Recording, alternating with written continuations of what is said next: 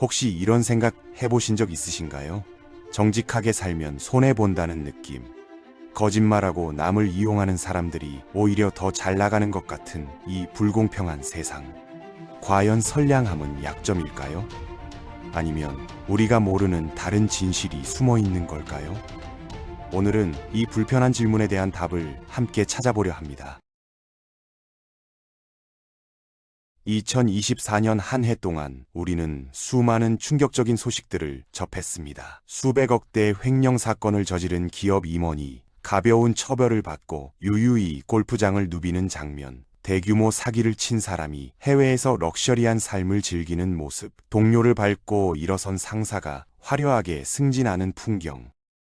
이런 현실을 보면서 정직하게 일해온 평범한 사람들은 뒤로 밀려나고 성실하게 살아온 직원들은 구조조정 명단 맨 앞에 이름이 올라가죠. 이런 장면들을 마주할 때마다 우리는 깊은 좌절감을 느낍니다. 세상은 공정하지 않다고, 결국 비양심적인 사람들이 승리한다고 체념하게 되는 거죠. 실제 조사 결과를 보면 더욱 놀랍습니다. 글로벌 대기업을 이끄는 CEO 중 약 18%가 보통 사람들보다 훨씬 높은 반사회적 성향을 지니고 있다고 합니다. 정계 인사들 사이에서는 극단적 자기중심적 성격을 가진 비율이 일반인의 3배를 넘어선다는 연구도 있어요. 더욱 충격적인 사실은 이들이 단순히 생존하는 수준이 아니라 실제로 엄청난 성공을 거두고 있다는 점입니다. 거짓말을 밥 먹듯 하는 사람이 신뢰받는 리더십의 아이콘이 되고, 타인을 도구로 활용하는 사람이 인맥의 중심이 되고, 양심 따위는 버린 사람이 막대한 부를 축적해가고 있습니다. 도대체 이런 현상은 왜 일어나는 걸까요? 왜 세상은 비도덕적인 사람들에게 더 많은 기회를 제공하는 것처럼 보일까요? 이건 그냥 우연의 연속이 아닙니다. 여기에는 우리가 인식하지 못하는 사회 시스템의 메커니즘이 작동하고 있어요. 그 메커니즘을 이해하려면 먼저 우리가 어떻게 세상을 배웠는지 돌아봐야 합니다. 우리가 어릴 적 배운 가르침을 떠올려 보세요. 세상은 착한 행동에 보상을 준다고 배웠습니다. 다른 사람에게 친절하게 대하면, 어려운 이웃을 도우면, 정직하게 살아가면 좋은 결과가 따라온다고 말이죠. 그리고 어린 시절에는 실제로 그게 사실이었습니다. 친구에게 잘 대해주면 그 친구도 나에게 잘해줬어요. 부모님 말씀을 잘 따르면 칭찬받았고, 선생님께 솔직하게 말씀드리면 인정받았습니다. 그런데 이게 통했던 이유가 뭘까요? 우리 세계가 작았기 때문입니다. 가족, 반 친구들, 동네 이웃들로 한정된 좁은 울타리 안에서의 이야기였죠. 그 안에서는 이타적 행동이 정말로 효과가 있었습니다. 다른 사람을 배려하고 도우면 좋은 평판이 형성됐고, 그 평판이 다시 나에게 실질적인 이익으로 돌아왔어요. 이런 긍정적 순환이 실제로 작동했던 겁니다. 우리의 인격은 이렇게 평판 시스템에 의해 형성되었습니다. 착한 행동을 하면 좋은 결과가 온다는 것을 몸으로 체득했어요. 한동안은 그게 진실이었습니다. 문제는 세상이 확장되기 시작하면서부터였습니다. 성인이 되면서 우리는 훨씬 거대한 시스템 속으로 편입됩니다. 대기업, 정부기관, 세계 경제, SNS까지 말이죠. 그리고 우리는 깨닫게 됩니다. 어릴 적 배운 규칙이 더 이상 작동하지 않는다는 걸요. 한때 미덕의 보상을 주던 피드백 구조가 왜곡되거나 완전히 사라져버린 겁니다. 왜 이런 일이 벌어질까요? 이유는 명확합니다. 우리의 도덕적 감각은 소규모 공동체를 위해 진화했기 때문이죠. 피해가 눈앞에서 벌어지고 즉각적이고 개인적인 상황에 최적화되어 있어요. 하지만 규모가 커지고 물리적 거리가 생기고 복잡성이 증가하면 그 감각은 무뎌지기 시작합니다. 예를 들어 생각해 봅시다. 눈앞에서 어린아이가 강제로 일을 하고 있다면요. 당신은 즉시 분노를 느끼고 무언가 행동을 취할 겁니다. 그런데 그 아이가 지구 반대편 어딘가에 있고, 복잡한 글로벌 공급망 속에 숨어 있고, 세련된 브랜드 이미지 뒤에 가려져 있다면요. 당신의 관심은 더 이상 그 착취 문제로 향하지 않습니다. 대신 15% 할인된 신제품을 사는 데 집중하게 되죠. 인간의 집중력에는 한계가 있어요. 한 번에 신경 쓸 수 있는 건 극히 제한적입니다. 대부분 우리 눈에 직접 보이는 것들, 우리가 실제로 마주하는 사람들에게만 반응하죠. 그래서 거대하고 복잡한 구조를 마주하면 우리 뇌는 포기해버립니다. 정신적으로 스위치를 끄는 거예요. 아프리카의 아동 착취나 독재 정권의 인권 유린에 대해 생각하는 건 너무 벅차요. 그냥 원하는 물건을 구매하고 싶을 뿐이잖아요. 이렇게 해서 도덕적 판단력은 흐려집니다. 평소에는 옳고 그름을 구분하는 데 도움을 주던 감정적 신호가 현대 사회의 복잡성 속에서 무시되는 겁니다. 결과적으로 우리의 자연스러운 윤리 감각은 극도로 약해집니다. 그리고 그 신호가 나타날 때조차 우리 주의는 가장 중요한 것이 아니라 가장 자극적이고 눈에 띄는 것으로 쏠립니다. 이것이 바로 오늘날 도덕적 분노가 현실과 동떨어진 이유입니다. 매년 석탄 오염으로 사망하는 사람이 인류 역사상 모든 원전 사고 사망자를 합친 것보다 많습니다. 그런데도 사람들은 석탄 화력 발전소가 아니라 원자력 발전소에 항의하죠. 이게 바로 냉혹한 현실입니다. 거대한 시스템에서는 사람들이 가장 중요한 이슈가 아니라 가장 시끄러운 이슈에만 반응하는 거예요. 그리고 끊임없이 자극적인 것들에 주의가 분산되면 그 주의를 조작하고 무관심을 악용하는데 능숙한 사람들에게 기회가 생깁니다. 바로 극단적 자기애자들, 조종형 인간들, 반사회적 성향자들이죠. 이들은 시스템의 허점을 본능적으로 알아채고 활용합니다. 1500년대 초반 니콜로 마키아벨리는 부패와 정치적 혼란이 난무하는 세상을 살았습니다. 르네상스 시대 이탈리아에는 오늘날처럼 인사 규정이나 윤리 강령 같은 게 없었어요. 그곳에서는 독살, 공개 처형, 비밀 협약, 정치적 배반이 일상적으로 벌어졌습니다. 정말 끔찍한 배신들이 난무했죠. 하지만 그는 안전한 곳에서 이론만 연구하는 학자가 아니었어요. 마키아벨리는 권력의 중심부 깊숙이 들어가 군주들과 왕들에게 조언을 제공했습니다. 10년 넘게 피렌체 공화국의 고위 외교관으로 활동하며 교황, 국왕, 용병대장 등 권력을 가진 모든 이들과 협상했죠. 그 과정에서 그는 권력 게임이 실제로 어떻게 작동하는지 목격했습니다. 그가 깨달은 것은 이거였어요. 권력은 덕목에 보상을 주지 않는다는 사실. 권력은 본능, 생존 능력, 교활함에 보상을 줬습니다. 가장 훌륭한 사람이나 가장 윤리적인 사람이 이기는 게 아니었어요. 다른 사람들보다 끝까지 살아남은 사람이 승리했습니다. 이 잔혹한 현실 속에서 마키아벨리는 여전히 사람들을 불편하게 만드는 결론을 내렸죠. 둘 다 될 수 없다면 사랑받는 것보다 두려움의 대상이 되는 게 낫다고요. 마키아벨리는 모든 사람이 보았지만 인정하고 싶지 않았던 것을 지적했습니다. 권력의 계단을 올라갈수록 더 비윤리적이 되어야 한다는 것, 그리고 소규모 집단에서 해가 되는 특성들이 거대한 구조에서는 오히려 유리하게 작용할 수 있다는 거죠.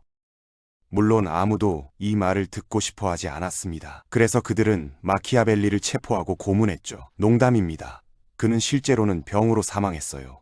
어쨌든 니체가 나중에 말했듯이 끔찍함은 위대함의 일부분입니다. 우리 자신을 속이지 맙시다. 그러니 잠시 시간을 내어 친구나 가족에게는 끔찍한 사람으로 보이지만 적절히 활용하면 억만장자나 권력자가 될 수 있는 특성들에 대해 이야기해 보려 합니다. 심리학에서는 이런 전략적 성격을 세 가지로 분류했어요. 합쳐서 어둠의 삼총사라고 부르죠. 첫째는 조종형 성격입니다. 이건 전략적 통제, 즉 사람들을 조작하고 마음을 흔드는 능력에 관한 거예요. 조종형 성격이 강한 사람들은 처벌받지 않을 거라 믿으면 거짓말하고 속이고 훔치는 것을 주저하지 않습니다. 그들은 당신을 잘못된 방향으로 유도하고 자신에게 유리한 갈등을 만들고 당신이 소중히 여기는 사람들과 당신을 대립시키며 분열시켜 장악하죠. 이들에게 인간관계는 체스게임과 같습니다. 모든 사람이 자신의 목적을 위한 말에 불과한 거예요. 둘은 극단적 자기애입니다. 이건 자기중심성과 인정받고 싶은 강렬한 욕구에서 나와요. 극단적 자기애자는 자신에게 집착하고 과장된 자존감을 갖고 있습니다. 모든 게 자신에 관한 것일 뿐만 아니라 모든 게 자신에 관한 것이어야 한다고 믿어요. 자신이 얼마나 대단한지 모두가 봐야 한다고 생각하죠. 이들은 끊임없는 찬사와 관심을 갈구합니다. 그리고 그것을 얻기 위해서라면 무엇이든 할 준비가 되어 있어요. 마지막으로 반사회적 성향입니다. 아마 가장 악명 높고 가장 위험한 특성일 거예요. 이건 완전한 감정적 단절, 공감 능력의 결여, 압박 속에서도 눈에 띄는 대담함이 특징입니다. 반사회적 성향자는 사랑을 느끼지 못하는 것처럼 두려움도 느끼지 못해요. 그리고 그 둘 모두의 대가와 이점을 동시에 받습니다. 잔혹하고 경쟁적인 환경에서는 이게 명확함과 집중력, 심지어 힘처럼 보일 수 있죠. 다른 사람들이 도덕적 갈등으로 고민할 때 이들은 주저없이 행동합니다. 스티브 잡스를 생각해 보세요. 그는 임상적 반사회적 성향자는 아니었지만 사업에서는 그런 특성을 많이 보였습니다. 회의에서 잘못된 발언을 했다는 이유만으로 사람들을 해고했죠. 직원들의 작은 실수에 격렬하게 화를 냈고 다른 사람들의 아이디어를 끊임없이 비웃었습니다. 한 전직 애플 직원은 이렇게 회상했어요. 그는 단지 이기고 싶어 한 게 아니었습니다. 당신을 짓밟고 싶어 했고 마치 그게 당신 잘못인 것처럼 행동했다고요. 이런 특성들은 각각 뚜렷한 심리 전략을 반영합니다. 너무 거대하고 비인격적이고 경쟁이 치열해서 전통적 미덕으로는 성공할 수 없는 시스템을 헤쳐나가는 방식이죠. 건강하거나 윤리적이지는 않지만 특정 환경에서는 매우 효과적일 수 있어요. 여기서 나쁜 소식부터 말씀드리겠습니다. 이런 특성이 강한 사람들은 실제로 CEO, 정치인, 주요 미디어 인물 등 권력의 자리에 과도하게 많습니다. 하지만 좋은 소식도 있어요. 그들은 교도소에도 과도하게 많죠. 그게 바로 핵심입니다. 이건 위험도 높고 보상도 큰 성격 특성이에요. 크고 복잡한 구조에서 성공하는 데 도움이 되지만 협력과 신뢰, 장기적 감정 지원이 필요한 안정적 환경에서는 작동하지 않습니다. 다시 말해 정글에서 승리하는 데 도움이 되는 것이 공동체에서 추방당하는 원인이 될 수 있다는 거죠. 이건 우리 인식의 또 다른 결함입니다. 물론 우리는 자기애적 CEO나 자기중심적 유명인을 주목하게 되죠. 그들이 흔해서가 아니라 그들의 존재가 크고 대중적이고 드라마틱하게 널리 알려졌기 때문입니다. 우리가 보지 못하는 건 똑같은 오만함과 규범 무시로 인해 아무도 모르게 망가지고 무너지는 수많은 사람들이에요. 대부분의 극단적 자기애자는 아이콘이 되지 못합니다. 그들은 해고당하고 쫓겨나죠. 대부분의 조종형 인간은 게임에서 앞서가지 못해요. 그들은 발각되고 다시는 돌아오지 못합니다. 대부분의 반사회적 성향자는 제국을 건설하지 못합니다. 그들은 자신의 삶과 주변 사람들의 삶을 파괴하죠. 우리의 편향 때문에 실패는 뉴스가 되지 않고 성공만 뉴스가 됩니다. 우리 마음이 이렇게 속는 거예요. 눈에 보이는 몇몇 승자를 과대평가함으로써 우리는 이런 특성들이 실제보다 더 자주 효과가 있다고 믿기 시작합니다. 그럼에도 불구하고 어둠의 삼총사 특성으로 승리하는 소수의 사람들 사이에서도 숨겨진 진실이 있어요. 그들은 조종과 자존심, 무자비함을 통해 올라갔습니다. 하지만 저는 이 사람들이 진짜로 승리하고 있다고 생각하지 않아요. 왜냐고요? 문 뒤에서 그들은 비참하고 외로운 사람일 가능성이 높기 때문입니다. 자기 자신을 심하게 미워하고 극단적 선택의 위기에 있을 수도 있죠. 하지만 제 말만 믿지 마세요. 실제로 이에 대한 연구가 있습니다. 구체적인 사례를 보면 더 명확해집니다. 2016년으로 돌아가 봅시다. 그때 우버는 전례 없는 속도로 전 세계로 확장되고 있었죠. 혁신적인 플랫폼, 편리한 서비스로 모두의 찬사를 받았습니다. 하지만 화려한 겉모습 뒤에는 어두운 진실이 숨어 있었어요. 우버는 수년간 운전자와 고객을 불법적으로 감시했습니다. 수십 개 국가의 법규를 무시했고 경쟁사의 영업 비밀을 훔쳤죠. 심지어 회사를 비판하는 언론인을 비밀리에 추적하며 협박까지 했습니다. 이 모든 일의 중심에는 트래비스 칼라닉이라는 창업자가 있었습니다. 그는 뻔뻔했지만 뛰어난 CEO였죠. 점점 커지는 비난에도 불구하고 그는 흔들리지 않았어요. 오히려 더 대담하게 밀어붙였습니다. 그의 경영 철학은 명확했어요. 규칙은 깨지라고 있는 것이고 용서는 허락보다 쉽게 얻을 수 있다는 거였죠.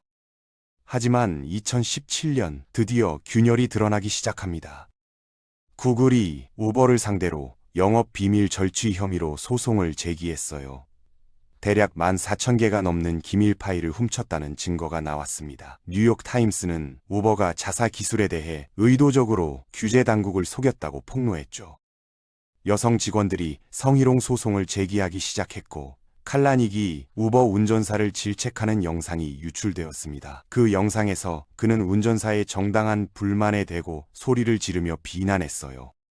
결국 엄청난 압력에 못 이긴 칼라닉은 CEO 자리에서 물러났습니다. 모든 것이 무너진 것처럼 보였죠. 그런데 정말 그랬을까요? 아닙니다. 칼라닉은 30억 달러라는 천문학적인 보상금을 받고 떠났습니다. 그는 다른 회사들에 막대한 투자를 했고 지금은 4,300만 달러짜리 베벌리 힐스 저택에서 여유롭게 살고 있죠.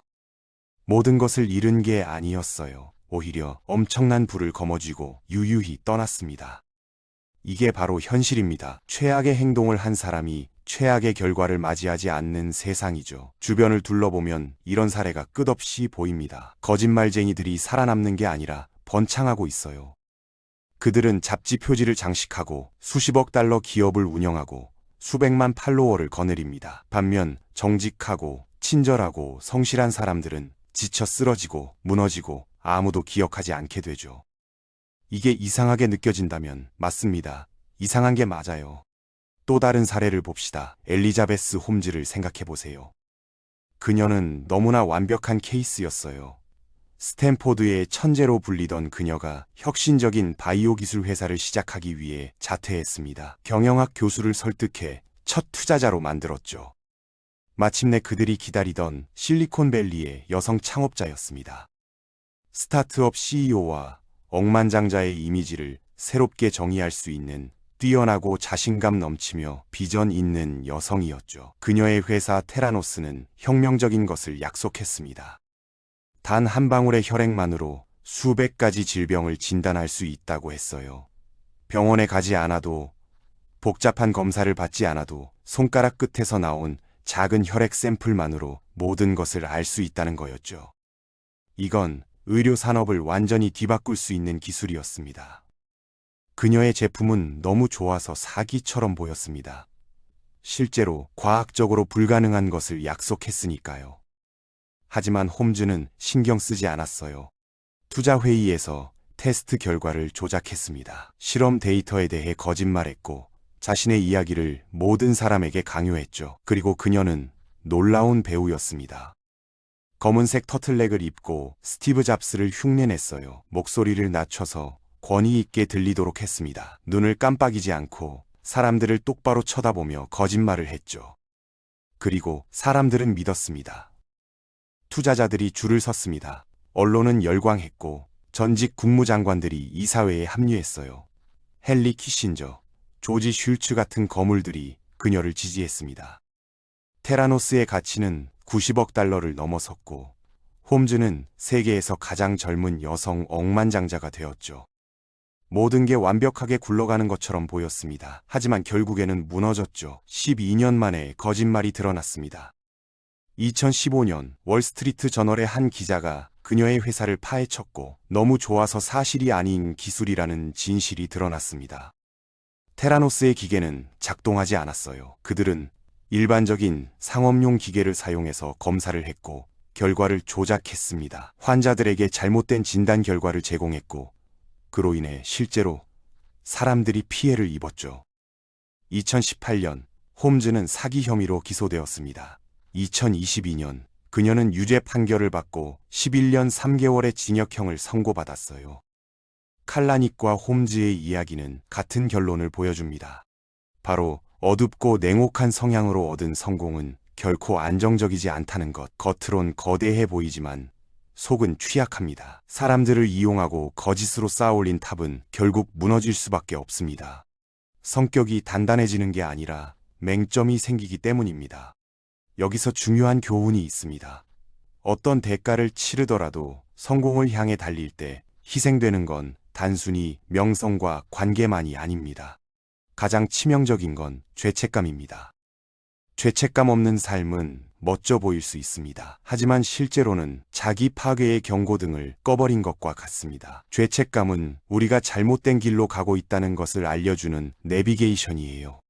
그걸 끄면 어디로 가는지 모른 채 계속 달리게 됩니다. 결국 잘못에서 배우지 못하고 실수를 반복하며 더 깊은 나락으로 떨어지게 되죠. 심리학 연구에 따르면 반사회적 성향이 강한 사람들은 단기적으로는 성공할 수 있지만 장기적으로는 불행과 고립을 경험할 가능성이 훨씬 높습니다. 그들은 진정한 인간관계를 형성하지 못해요. 모든 관계가 거래적이고 모든 상호작용이 계산적입니다. 그 결과 나이가 들수록 점점 더 외롭고 비참해집니다. 연구자들은 이를 성공의 역설이라고 부르죠. 겉으로는 모든 것을 가진 것처럼 보이지만 내면은 텅 비어 있는 거예요. 밤에 잠들 때 거울 속 자신을 똑바로 볼 수 없고 진심으로 자신을 사랑해주는 사람이 아무도 없고 모든 관계가 조건부인 산말이에요. 그렇다면 우리는 어떻게 해야 할까요? 냉혹한 성향을 흉내내지 않고도 이길 수 있는 방법은 분명히 있습니다. 첫째, 공감 대신 연민을 선택해야 합니다. 이 둘의 차이를 이해하는 게 중요해요. 공감은 다른 사람의 감정을 그대로 느끼는 거예요. 누군가 슬프면 나도 슬퍼지고 누군가 화나면 나도 화가 나는 거죠. 문제는 공감은 우리를 소진시킨다는 겁니다. 특히 거대한 시스템에서 모든 사람의 고통을 다 느낄 수는 없어요. 그러다 번아웃이 옵니다. 반면 연민은 다릅니다. 연민은 상황을 한 걸음 떨어져서 보는 거예요. 다른 사람의 고통을 인식하되 그것에 압도되지 않습니다. 대신 어떻게 실질적으로 도울 수 있을지 생각하죠. 연민은 순간적이지 않고 지속 가능합니다. 상황을 더 넓게 보고 진짜 도움이 되는 행동을 선택할 수 있어요. 예를 들어봅시다. 동료가 힘든 상황에 있다고 해봐요. 공감의 접근법은 그 동료와 함께 감정에 빠져드는 겁니다. 같이 울고, 같이 화내고, 같이 무력감을 느끼죠. 하지만 연민의 접근법은 다릅니다. 그 동료의 고통을 이해하되 객관적으로 상황을 분석하고 실질적인 해결책을 찾습니다. 공감은 감정을 공유하는 거고 연민은 문제를 해결하는 거예요. 거대한 시스템에서 살아남으려면 연민이 필요합니다. 공감만으로는 지치고 무너져요. 둘째, 모든 사람의 인정 욕구에서 벗어나야 합니다. 모두에게 좋은 사람으로 보이고 싶다는 마음은 결국 스스로를 갉아먹습니다. 왜냐고요? 모든 사람을 만족시키는 건 불가능하기 때문이에요. 당신이 아무리 노력해도 누군가는 당신을 싫어할 겁니다. 그리고 그게 괜찮습니다. 옳은 일을 하다 보면 반대하는 사람이 생기는 게 당연해요. 중요한 건 모두에게 사랑받는 게 아니라 옳은 일을 하는 겁니다. 싫어할 사람은 싫어하게 두고 옳은 일을 위해 옳은 선택을 해야 합니다. 이게 진짜 용기입니다. 모두에게 좋은 사람이 되려는 게 아니라 자신의 가치관에 충실한 사람이 되는 거죠. 셋째, 불확실해도 목소리를 내야 합니다. 세상은 옳은 사람에게 보상을 주지 않습니다. 보이는 사람, 목소리를 내는 사람에게 힘이 주어집니다. 조용히 옳은 일을 하는 것만으로는 부족해요. 당신의 존재를 알려야 합니다. 이건 자랑이나 과시가 아닙니다. 전략입니다. 당신이 하는 일을 사람들이 알게 하는 거예요. 당신의 가치를 보여주는 겁니다. 왜냐고요? 거대한 시스템에서는 아무도 당신을 대신 알아봐 주지 않기 때문입니다. 당신이 직접 나서야 해요. 완벽하지 않아도 괜찮습니다. 모든 답을 알지 못해도 괜찮습니다. 중요한 건 행동하는 겁니다. 목소리를 내고 존재를 드러내고 당신의 가치를 보여주세요. 이제 우리는 다시 출발점에 섰습니다. 세상은 여전히 불공평합니다. 나쁜 사람들이 승리하는 것처럼 보일 때도 많습니다. 하지만 우리는 이제 압니다. 그들의 승리가 얼마나 텅 비어 있는지를, 그들이 밤에 잠들 때 어떤 생각을 하는지를. 반대로 정직하고 전략적인 선함은 오래 갑니다. 연민을 갖고 스스로를 확신하며 목소리를 낼 수 있는 사람은 무너지지 않습니다. 왜냐고요? 그들은 자신의 내면을 지키면서 동시에 세상과 싸우는 방법을 알기 때문입니다. 착하면 손해라는 말은 반만 맞습니다. 순진하게 착하면 손해입니다. 하지만 전략적으로 착하면 이깁니다. 우리가 선함을 전략적으로 사용할 때 진짜 승리가 찾아옵니다. 그건 단순히 돈이나 명예가 아닙니다. 진짜 승리는 거울 앞에 섰을 때 자신을 똑바로 볼 수 있는 겁니다. 밤에 잠들 때 평화로운 겁니다. 주변에 진심으로 나를 사랑하는 사람들이 있는 겁니다. 나이 들어서도 후회 없이 살아온 인생을 돌아볼 수 있는 겁니다.